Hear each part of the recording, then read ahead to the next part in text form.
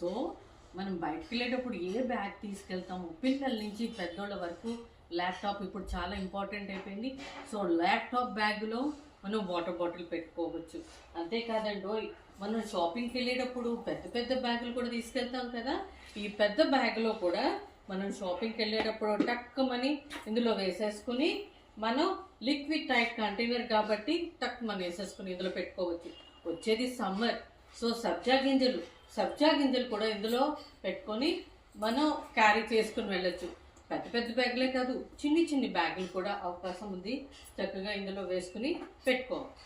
అంతేకాదు, ఈ చిన్న బ్యాగ్లో మీకు ఇది కూడా ఫ్రూట్స్, వెజిటేబుల్స్, హెల్త్కి మంచిది, సిట్రస్ కూడా చాలా ఇంపార్టెంట్ కదా. సిట్రస్ ఎండాకాలంలో ఇది కూడా మనం బ్యాగ్లో పెట్టుకొని ఇలా క్యారీ చేసుకుని వెళ్ళిపోవచ్చు.